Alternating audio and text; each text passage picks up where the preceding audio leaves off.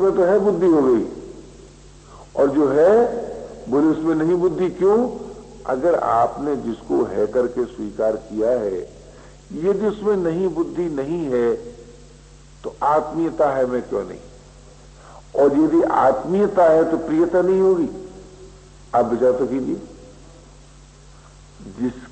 जिसके प्रति आत्मीयता होती है उसके प्रति प्रियता होती है कि नहीं? क्या विचार है आपका? होती है। अच्छा, प्रियता से भिन्न भी कोई भजन है? क्या किसी अभ्यास का नाम भजन है? क्या किसी अनुष्ठान का नाम भजन है? कदापि नहीं। तो मेरा ये निवेदन है कि सत्संग के द्वारा हम सबको है में अविचल आस्था करना है, और जब अविचल आस्था हो जाएगी तो आत्मीयता भी हो जाएगी। यानी जिसके अस्तित्व को हम स्वीकार कर लेंगे उसको अपना मानने में कोई कठिनाई नहीं होगी, और जिसको अपना मान लेंगे उसकी स्मृति, उसकी आवश्यकता कहो चाहे स्मृति कहो, देखिए किसी आवश्यकता का उदय होना ही ना उसकी स्मृति है जी। जैसे किसी को प्यास लगी हो तो पानी की स्मृति उदय होगी कि नहीं? और जिसकी हम आवश्यकता न अनुभव करें, यही न मुक्ति। और मुक्ति और क्या बताओ जरा? यानी जिसकी आप आवश्यकता अनुभव नहीं करते हैं उससे आप मुक्त हैं, और जिसकी आप आवश्यकता अनुभव करते हैं उसकी आप में स्मृति है। तो स्मृति जो है ये प्रियता की जननी है, बोध की जननी है, योग की जननी है, प्राप्ति की जननी है। देखिए, कोई चीज आप रखकर भूल गए और स्मृति आ गई, तो जिस वक्त रखी हुई चीज की स्मृति आती है उस समय वो प्राप्त हो जाती है कि नहीं जी? अच्छा, जिसको आपने अपना करके स्वीकार किया उसकी स्मृति उसकी प्रियता में हेतु है कि नहीं है? अच्छा, किसी की प्रियता क्या रसरूप नहीं है? आप विचार कीजिए, आप विचार करें कि यदि आपके जीवन में प्रियता है तो क्या रस की अभिव्यक्ति नहीं है? अच्छा, रस की अभिव्यक्ति होने पर क्या काम की उत्पत्ति होती है? कभी नहीं होती। तो आज हमारे जीवन में निरस्ता क्यों है? इसलिए कि किसी की प्रियता नहीं है। अब जब किसी की प्रियता नहीं है तो इससे सिद्ध होता है कि आपने है में आस्था नहीं की। जब है में आस्था ही नहीं की तो है को चाहे सत्य को, आस्था को चाहे संग को, जरा विचार तो करो। आस्था और संग दो चीज है क्या? एक ही चीज है। जब एक ही चीज है तो हमारी है में आस्था है अथवा नहीं है, इस पर विचार करना है। अगर आप विचार करें और आपको ये मालूम हो जाए कि है जैसी कोई वस्तु ही नहीं है, तो जब है ही नहीं है तो नहीं है ही जी। जो है को है नहीं मानते वे नहीं को नहीं मानेंगे ही ना। तो क्या कोई भाई कोई बहन ये मान सकते हैं कि साहब है नहीं है? ऐसा कोई नहीं मानेगा। हाँ, ये कहेंगे हम नहीं जानते क्या है, पर है अवश्य। अरे भाई, आपके न जानने पर भी जब है तो पहले आस्था करना होगा कि पहले जानना होगा? देखिए, जिज्ञासा किसके संबंध में होती है? जिसके संबंध में संदेह होता है। और संदेह किसके संबंध में होता है? जिसके संबंध में आप नहीं करके स्वीकार करते हैं। आप कहेंगे कि जब हमने नहीं करके स्वीकार कर लिया तो संदेह क्यों हुआ कि नहीं में है बुद्धि करने से। एक और नहीं है ऐसा भी मानते हैं, दूसरी बात है ऐसा भी मानते हैं। जैसे जो घटना घट चुकी है वो है नहीं, किंतु फिर भी उसका अस्तित्व मानते हैं। ये जो नहीं का अस्तित्व मानते हैं कैसे करके, बोले था। अरे भाई था ये बात ठीक है, पर वर्तमान में बोले नहीं है। तो जो नहीं है उसमें था करने से क्या क्या लाभ होगा? कोई लाभ तो होने वाला नहीं है। आप ये कह सकते हैं वे सुख की घड़ियां अब नहीं है, ये नहीं कह सकते। अब जो सुख की घड़ियां अब नहीं है उसका आप चिंतन करते रहें, उसमें आप आस्था करते रहें, इससे व्यर्थ चिंतन के अतिरिक्त कोई प्राप्ति हो सकती है, ऐसा मेरा अनुभव नहीं है, विश्वास भी नहीं। यदि आप में से किसी का अनुभव हो तो वो प्रश्न कर सकते हैं, उसका उत्तर हो सकता है। किंतु मेरे जानते तो जो सुख की घड़ियां बीत गई वे अब हैं नहीं। जो संयोग जनित सुख चला गया वो अब है नहीं। कभी था अब नहीं है, तो हमें उसके न होने में आस्था करना है कि उसके होने में। अगर उसके होने में आस्था करेंगे तो नहीं का चिंतन होता रहेगा। यदि उसके होने में आस्था नहीं करेंगे तो है कि खोज उत्पन्न होगी। क्या है कि विचार पथ हुआ, है में आस्था होगी कि विश्वास पथ हुआ। तो चाहे विचार पथ से और चाहे विश्वास पथ से, है के साथ ही आत्मीयता स्वीकार करना है। विचार पथ से खोज उत्पन्न होगी और विश्वास पथ से आत्मीयता उदय होगी। आत्मीयता प्रियता में बदलेगी और खोज जो नहीं है उसके असहयोग में और असंगता में आपको परिणत कर देगी। अर्थात खोज आपको असंगता प्रदान करेगी। असंगता का अर्थ क्या है कि जिसका स्वतंत्र अस्तित्व नहीं है उससे संबंध विच्छेद, उससे असहयोग। तो जिसका स्वतंत्र अस्तित्व नहीं है उससे जब संबंध विच्छेद हो जाता है तो जिसका स्वतंत्र अस्तित्व है उसका योग हो जाता है। यानी किसी की असंगता किसी के बोध में हेतु है, किसी की विमुखता किसी की सन्मुखता में हेतु है। तो जब है का बोध होगा तब है में प्रियता भी होगी। ऐसी जब है में प्रियता होगी तो है का बोध भी होगा। तो चाहे तो बोध के द्वारा प्रियता प्राप्त करें और चाहे प्रियता के द्वारा बोध प्राप्त करें, इन दोनों में यानी प्रणाली भेद हो सकता है, साधन भेद हो सकता है, किंतु फल में कोई भेद नहीं होता।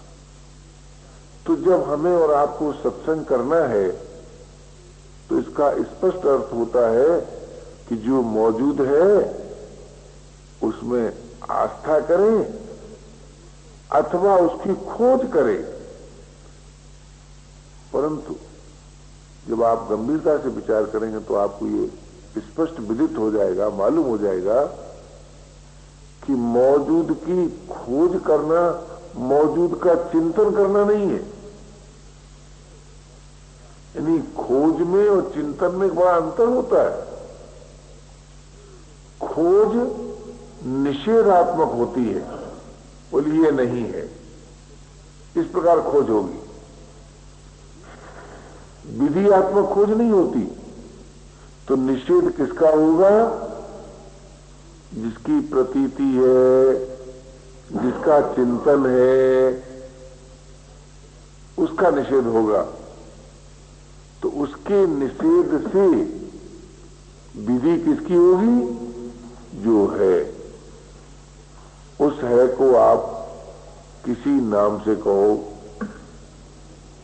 किसी भाव से कहो, किसी प्रकार से कहो, किंतु ये आपको स्वीकार ही करना पड़ता है कि जो है वही जीवन है, वही जीवन है। जीवन है में है, नहीं में नहीं है। तो आज हमारी आसक्ति, हमारी ममता किसमें हो गई है? जो नहीं है। और जिसमें आसक्ति होती है, जिसमें ममता होती है, उसी की कामना होती है। तो ममता और कामना और आसक्ति ये दोष है। इस दोष का नाश हो सकता है। कैसे? है कि आस्था से,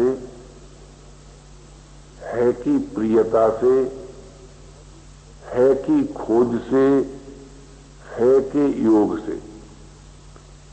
तो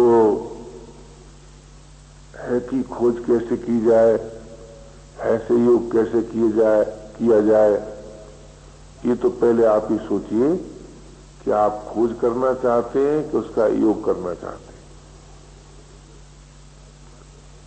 व्याख्यान में एक बड़ी व्याधि होती है, और वो व्याधि ये होती है कि व्याख्यान करते समय वक्ता अपना परिचय देता चला जाता है, लेकिन श्रोता की क्या मांग है इस पर उसकी दृष्टि नहीं जाती। और ये इस पर उसकी दृष्टि जाए तो अनेक श्रोता हैं, अनेक ढंग से मांग है, कैसे बताइए वर्णन उसका हो। इसीलिए मुझे दोनों तीनों बातें कहनी पड़ती हैं कि अब आप विचार करें कि आप उस है का योग चाहते हैं। अगर है का योग चाहते हैं तो श्रम रहित होने से है का योग होता है। और श्रम रहित कैसे होते हैं? बोले निष्काम होने से। और निर्मम कैसे होते हैं? वो निष्काम कैसे होते हैं? कि निर्मम होने से। निर्मम हुए बिना कोई निष्काम नहीं हो सकता।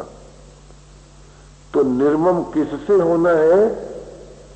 कि जिसके संबंध में आपका ये निर्णय हो कि इसका स्वतंत्र अस्तित्व नहीं है, अर्थात उत्पन्न हुए शरीर का स्वतंत्र अस्तित्व नहीं है।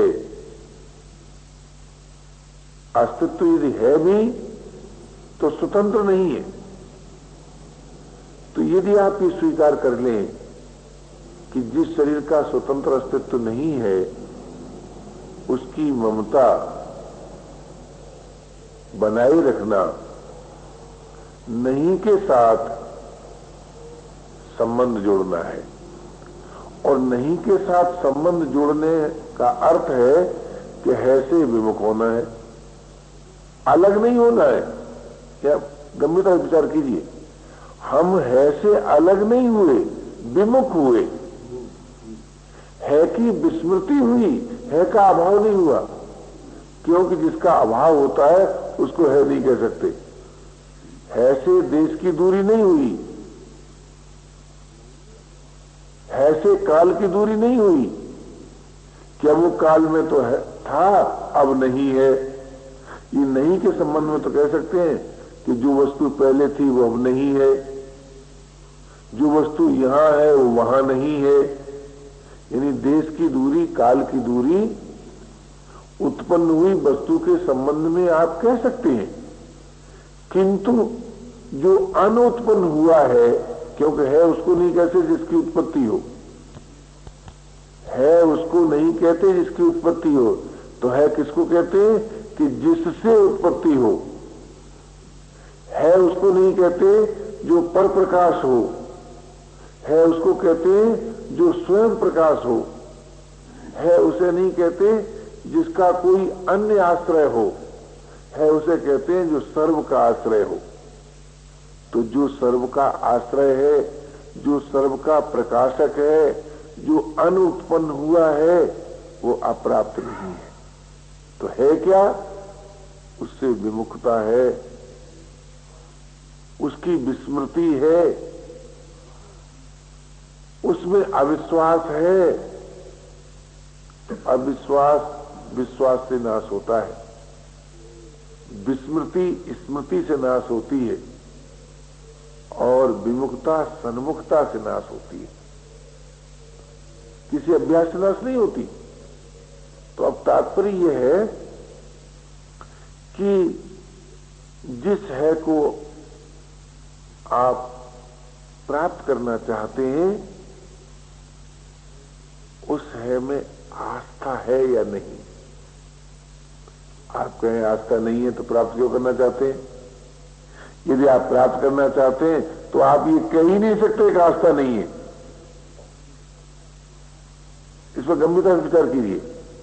यानी जिसको आप प्राप्त करना चाहते हैं, आप नहीं कह सकते कि वो नहीं है। जब नहीं है तो प्राप्त क्यों करना चाहते हैं? अच्छा, और जब आस्था है तो फिर नहीं की ममता कैसी, नहीं की कामना कैसी, नहीं का तादात्म्य कैसा? अगर नहीं में ममता नहीं है, नहीं की कामना नहीं है, नहीं से तादात्म्य तो नहीं है, तो निर्ममता, निष्कामता और असंगता। जब तादात्म्य नहीं होगा तो असंगता होगी ना। तो निर्ममता, निष्कामता और असंगता से क्या होगा? नहीं की निवृत्ति होगी सरकार, है की प्राप्ति नहीं होगी। नहीं की निवृत्ति में है की प्राप्ति, उसी को अध्यात्मवाद की दृष्टि से कहा नित्य प्राप्त की प्राप्ति। नित्य प्राप्त की प्राप्ति। और नहीं की निवृत्ति के बिना है की प्राप्ति हो सकती है क्या? कभी नहीं हो सकती। और नहीं की निवृत्ति श्रम साध्य है क्या? क्या निर्ममता श्रम साध्य है? क्या निष्कामता श्रम साध्य है? क्या असंगता श्रम साध्य है? कदापि नहीं है। हां, एक बात अवश्य है कि निर्ममता से निष्कामता, निष्कामता से असंगता स्वतः साध्य है। निर्ममता का अर्थ क्या है? जिससे आपकी जाति एकता नहीं है, जिससे आपका नित्य संबंध नहीं है, उसकी ममता का त्याग। आप कहें वो क्या है? कि जिसकी प्रतीति है, जिसका भास है। जिसकी प्रतीति है, जिसका भास है। प्रतीति किसकी है? आपको कहना पड़ता है दृश्य की। दृश्य किसे कहेंगे? बोले यह है। अच्छा, एक बात तो बताओ, दृश्य की प्रतीति किसके द्वारा है?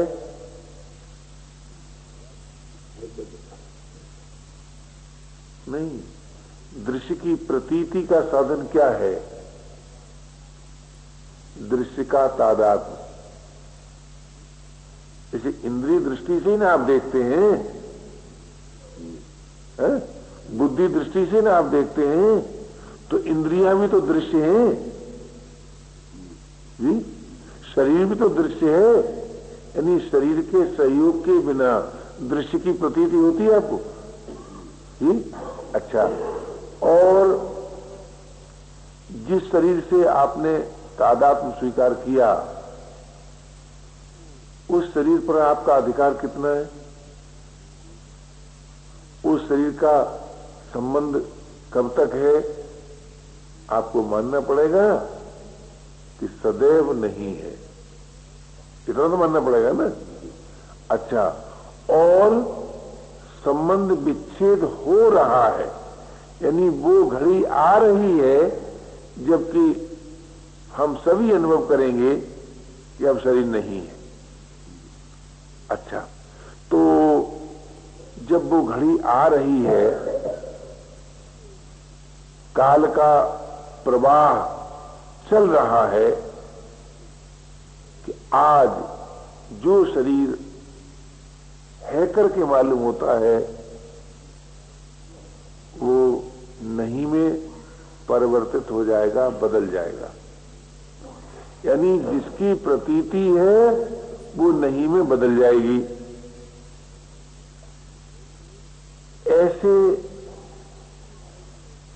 ऐसी दशा में भी हम ममता का त्याग न करें तो मैं आपसे पूछता हूं, क्या आपकी कोई ममता कोई और मिटा देगा? अपने आप कभी मिटेगी?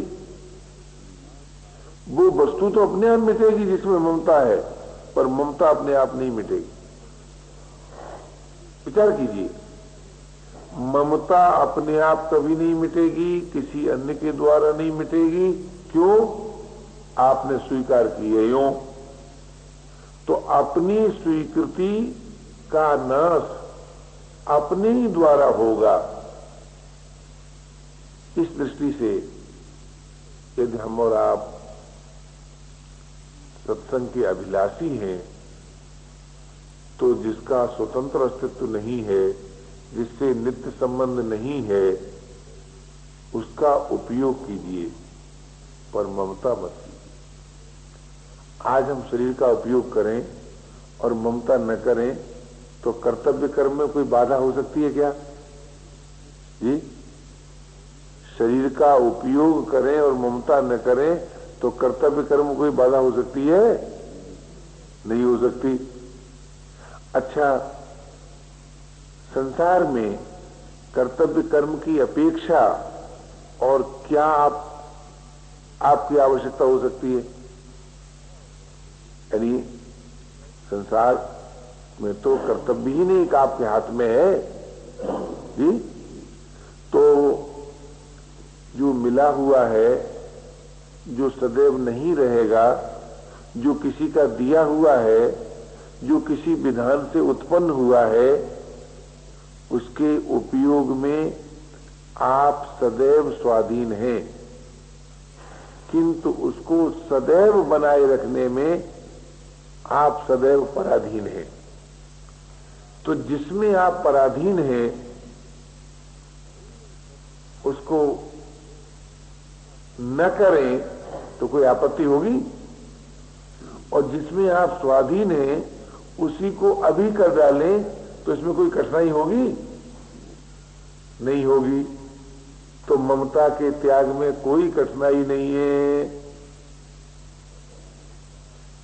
यदि आपने अपने ही द्वारा मिली हुई वस्तुओं की, मिले हुए व्यक्तियों की, मिली हुए शरीर की ममता का त्याग कर दिया, अर्थात ये निर्णय कर लिया कि ये मेरा नहीं है, परंतु फिर भी उसकी सेवा करना है, उसका उपयोग करना है, तो सेवा करने में निर्ममता बाधक नहीं है, अपितु सहायक है। क्यों? अपना बिना मानकर जितनी उदारता से आप काम कर सकते हैं जी, उतनी उदारता से अपना मानकर कर सकते हैं क्या है? किसी उत्सव में आपको कोई लड्डू बांटने के लिए खड़ा कर दे तो आप कोई सोचते हैं क्या किसको नहीं देना चाहिए है? और कहीं खरीद के लाए अपने और तब तो उतनी उदारता नहीं होती ना। तो निर्ममता उदारता में हेतु है, और उदारता से ही आप जगत के लिए उपयोगी होते हैं, और किसी प्रकार नहीं होते। तो जगत के लिए उपयोगी होने के लिए भी तो निर्ममता अपेक्षित है। इस दृष्टि से अगर आप विचार करेंगे तो भौतिक विकास में भी निर्ममता ही समर्थ है। अच्छा, अब आप सोचिए, निर्मम होने से आपको क्या मिला? एक तो कर्तव्य परायणता आ गई, और वो कर्तव्य परायणता जगत के लिए उपयोगी हुई, आपके लिए उपयोगी नहीं हुई। आपके लिए क्या चीज उपयोगी हुई कि आप में निर्विकारता आ गई। निर्विकारता, व्यक्ति की ममता गई, मोह रहित हो गए, मोह रूपी विकार चला गया। वस्तु की ममता गई, निर्लोभ हो गए। परिस्थिति की ममता गई, दीनता और अभिमान से रहित समता में प्रवेश हो गया। अवस्था की ममता गई, परिच्छिन्नता नाश हो गई। तो निर्विकारता प्राप्त हुई किसके द्वारा? निर्ममता के द्वारा। मैं आपसे पूछता हूं, कौन सी तो योग्यता है ऐसी जिससे आपको निर्विकारता मिल जाए, और कौन सा तप है ऐसा जिससे आपको निर्विकारता मिल जाए, और कौन सा कर्म अनुष्ठान है ऐसा जिससे निर्विकारता मिल जाए? प्राण भाई, इस पर विचार करने की बात है।